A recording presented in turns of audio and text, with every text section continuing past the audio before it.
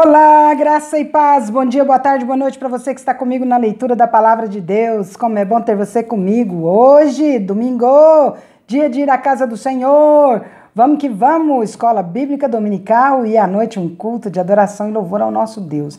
Não perca a oportunidade de estar em comunhão com os irmãos, é muito bom. Como diz a Palavra de Deus, como é bom viver unidos os irmãos.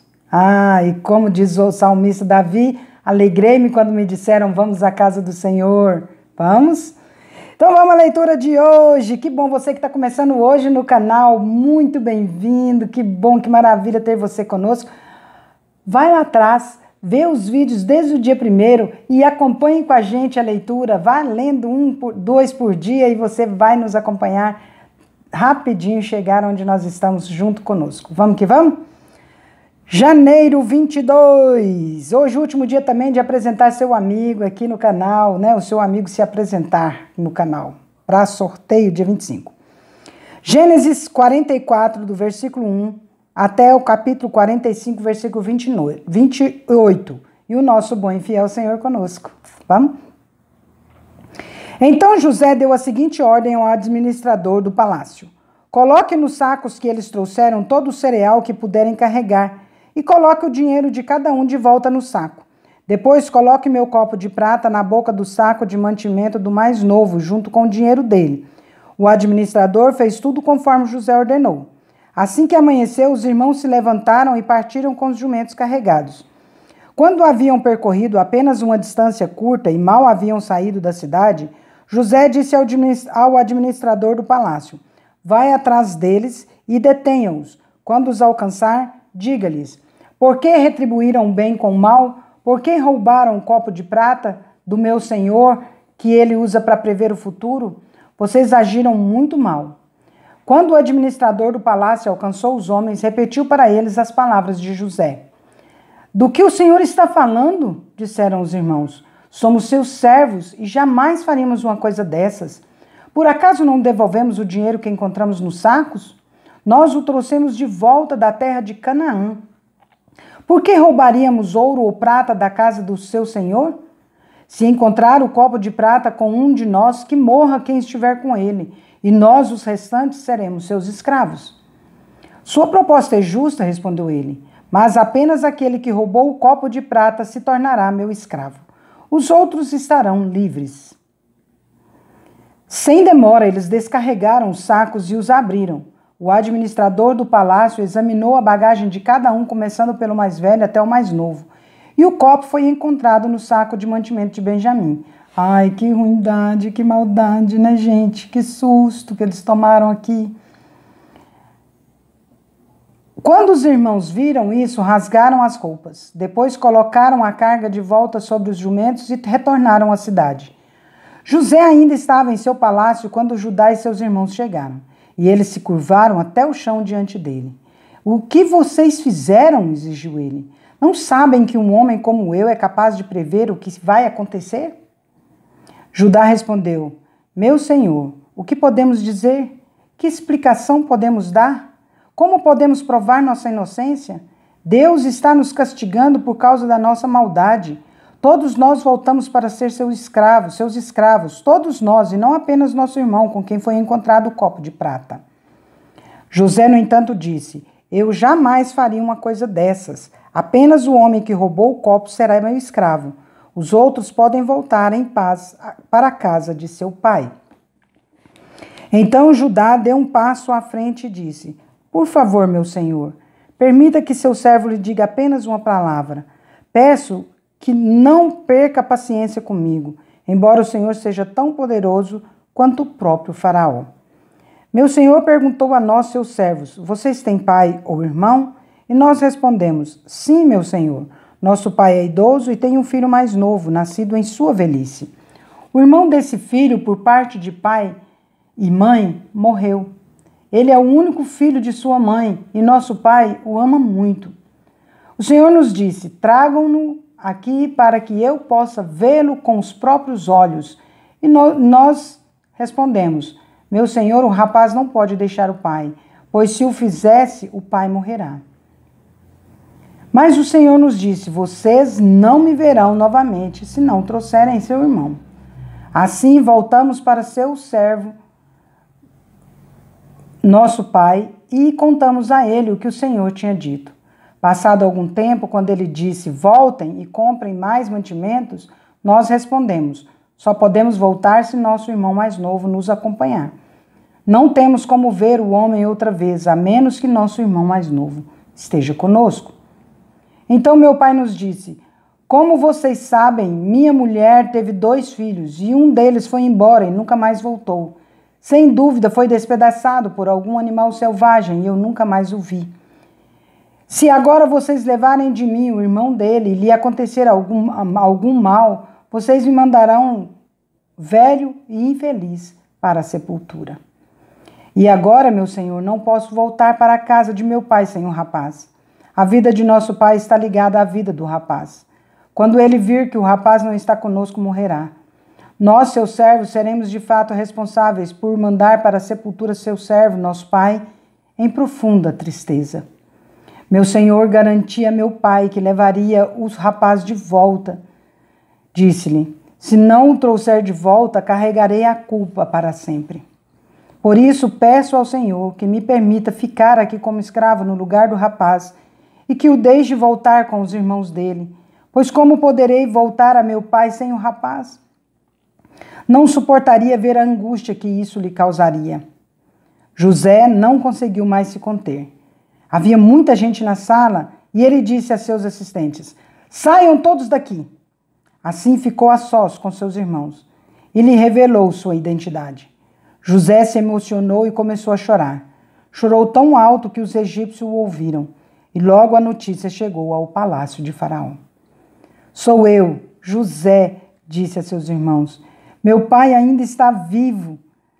Mas seus irmãos ficaram espantados ao se dar conta de que o homem diante deles era José e perderam a fala. Cheguem mais perto, disse José. Quando eles se aproximaram, José continuou: eu sou José, o irmão que vocês venderam como escravo ao Egito. Agora não fiquem aflitos ou furiosos uns com os outros por terem me vendido para cá. Olha que coisa fantástica que José vai falar agora. Foi Deus quem me enviou adiante de vocês para lhes preservar a vida. Olha que coisa linda, gente, sem mágoa, sem ressentimentos, só passando um sustinho neles ali, mas nada de mágoa. Olha, foi Deus quem me enviou adiante de vocês para lhes preservar a vida. A fome que assola a terra há 2 anos continuará por mais 5 anos, e não haverá plantio nem colheita. Deus me enviou adiante para salvar a vida de vocês e de suas famílias e para salvar muitas vidas. Portanto, foi Deus quem me mandou para cá e não vocês. E foi ele quem me fez conselheiro do faraó, administrador de todo o seu palácio e governador de todo o Egito. Agora, voltem depressa a meu pai e digam-lhe: assim diz seu filho José, Deus me fez senhor de toda a terra do Egito. Venha para cá, sem demora. O Senhor poderá viver na região de Gósen, onde estará perto de mim com todos os seus filhos e netos, rebanhos e gados e todos os seus bens. Ali eu cuidarei do Senhor, pois ainda haverá 5 anos de escassez. Do contrário, o Senhor e toda a sua família perderão tudo o que tem. José acrescentou: vejam, vocês podem comprovar com seus próprios olhos e também meu irmão Benjamim, que sou eu mesmo, José, que falo com vocês. Contem a meu pai a posição de honra que ocupa aqui no Egito. Descrevam para ele tudo o que viram e tragam-no para cá o mais rápido possível. Chorando de alegria, ele abraçou Benjamim e Benjamim também o abraçou e chorou. Então José beijou cada um de seus irmãos e chorou com eles. Depois os irmãos conversaram à vontade com ele. A notícia não demorou a chegar ao palácio de Faraó. Os irmãos de José estão aqui. O faraó e seus oficiais se alegraram muito quando souberam disso. O faraó disse a José: diga a seus irmãos, coloquem as cargas em seus animais e voltem depressa à terra de Canaã. Tragam seu pai e todas as suas famílias para cá. Eu lhes darei a melhor terra do Egito e vocês comerão do do que esta terra produzir de melhor. O faraó prosseguiu: diga a seus irmãos, levem carruagens do Egito para transportar as crianças pequenas, as mulheres e também o seu pai. Não se preocupem com seus pertences, pois o melhor de toda a terra do Egito será de vocês. Os filhos de Jacó seguiram essas instruções. José providenciou carruagens conforme o faraó havia ordenado e lhes deu mantimentos para a viagem. Também presenteou cada irmão com um traje novo, mas a Benjamim deu 5 roupas novas e 300 peças de prata.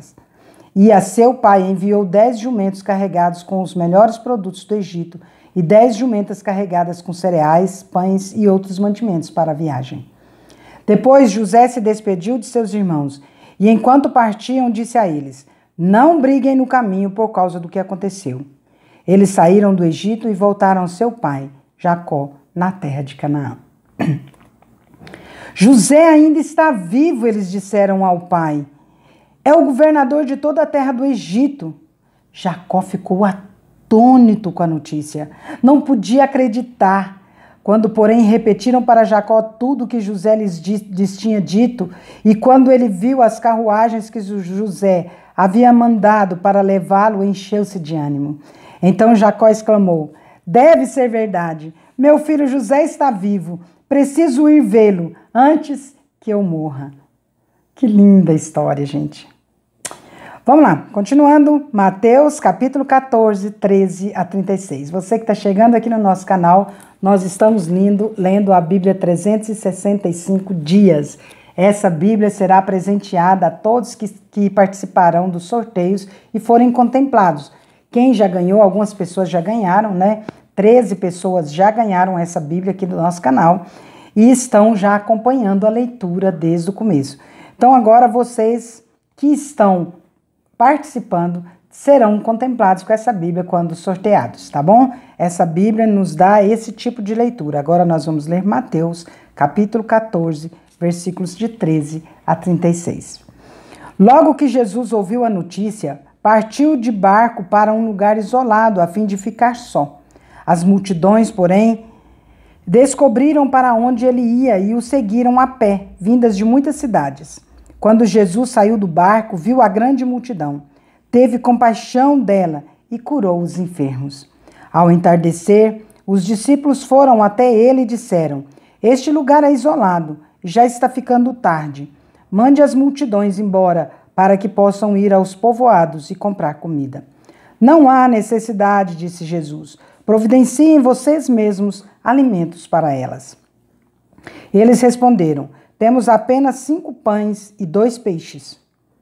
Tragam para cá, disse ele. Em seguida, mandou o povo sentar-se na grama. Tomou os 5 pães e os 2 peixes, olhou para o céu e os abençoou. Então, partiu os pães em pedaços e os entregou a seus discípulos, que distribuíram às multidões. Todos comeram à vontade e os discípulos recolheram 12 cestos com as sobras. Que coisa fantástica, né, gente? A quantidade de peixes e ainda sobrou. Os que comeram, veja bem, foram cerca de 5.000 homens. 5.000 homens, sem contar mulheres e crianças. Agora, suponhamos nós aqui entre nós, fazendo uma conjectura pequena, que cada homem desse tivesse sua esposa do lado. Se fosse homem já casado. Seriam 10.000. Cada homem desse tivesse 2 crianças do lado. Seriam 20.000 pessoas. No mínimo seria 20.000 pessoas. Porque lá eles tinham a renca de filho, né? Então, gente, era muita gente sendo alimentada ali por 5 pães e 2 peixes. Só Deus pode fazer um milagre desses. Logo em seguida, Jesus insistiu com seus discípulos que voltassem ao barco e atravessassem até o outro lado do mar, enquanto ele despedia as multidões. Depois de mandá-las para casa, Jesus subiu sozinho ao monte a fim de orar. Quando anoiteceu, ele ainda estava ali, sozinho. Enquanto isso, os discípulos, distante da terra firme, lutavam contra as ondas, pois o vento forte havia se levantado. Por volta das 3 da madrugada, Jesus foi até eles caminhando sobre as águas. Quando os discípulos o viram caminhando sobre as águas, ficaram aterrorizados. É um fantasma! Gritaram, cheios de medo. Imediatamente, porém, Jesus lhes disse: não tenham medo, coragem, sou eu. Então Pedro gritou: se é realmente o Senhor, ordene que eu vá caminhando sobre as águas até onde está. Venha, respondeu Jesus. Então Pedro desceu do barco e caminhou sobre as águas em direção a Jesus. Mas quando reparou no vento forte e nas ondas, ficou aterrorizado. Começou a afundar e gritou: Senhor, salva-me! No mesmo instante, Jesus estendeu a mão e o segurou. Como é pequena a sua fé, disse ele. Por que duvidou? Bom, eu me colocando aqui no lugar de Pedro, a fé dele foi maior do que a minha, porque ele desceu do barco. Eu acho que eu nem desceria do barco. É incrível, né, gente? Como nossa fé é pequena. Como nossa fé é pequena. Quando entraram no barco, o vento parou. Então os outros discípulos o adoraram e exclamaram: de fato, o Senhor é o Filho de Deus. Depois de atravessarem o mar, chegaram a Genezaré. Quando o povo reconheceu Jesus, a notícia da sua chegada se espalhou rapidamente por toda a região e trouxeram os enfermos para que fossem curados. Suplicavam que ele deixasse os enfermos apenas tocar na borda de seu manto, e todos que o tocavam eram curados. E aí, você desceria do barco? Comente aí. Salmos 18, de 37 a 50. Lembrando aqui, ó, só voltando aqui, você desceria do barco, olha aqui, ó. Então Pedro gritou: se é realmente o Senhor, ordene que eu vá caminhando sobre as águas até onde o Senhor está. Aí ele falou: venha. Quer dizer, ele nem tinha certeza, né? Mas como ele ordenou que era ele, aí ele desceu, mas ele nem tinha certeza que era Jesus. Aí ele foi ao encontro de Jesus. Mas olhou todas as circunstâncias em volta, né? E foi a pique. Salmos 18, do versículo 37 ao 50. Persegui meus inimigos e os alcancei. Não retornei enquanto não foram derrotados. Eu os feri até que não pudessem se levantar. Tombaram diante de meus pés. Tu me armaste fortemente para a batalha. Ajoelhaste meus inimigos diante de mim. Puseste o pescoço deles sob meus pés. Destruí todos que me odiavam. Pediram ajuda, mas ninguém os socorreu. Clamaram ao Senhor, mas ele não respondeu. Eu os moí tão fino como o pó da terra. Eu os lancei fora como a lama das ruas. Tu me livraste de meus acusadores e me puseste como governante das nações. Povos que eu não conhecia agora me servem. Rendem-se assim que ouvem sobre meus feitos. Nações estrangeiras se encolhem diante de mim. Todos eles perdem a coragem e, tremendo, saem de suas fortalezas. O Senhor vive, louvado seja minha rocha, exaltado seja o Deus de minha salvação. Ele é o Deus que se vinga dos que me fazem mal. Sujeita as nações ao meu redor e me livra de meus adversários. Tu me mantens em segurança, fora do alcance de meus inimigos. De homens violentos me livras, pois por isso, ó Senhor, te louvarei entre as nações. Sim, cantarei louvores ao teu nome. Concedes grandes vitórias ao teu rei e mostras amor por teu ungido, por Davi e todos os seus descendentes para sempre. Provérbios 4, versículos de 11 a 13. Eu lhe ensinarei o caminho da sabedoria e o conduzirei por uma estrada reta. Quando andar por ele, nada o deterá.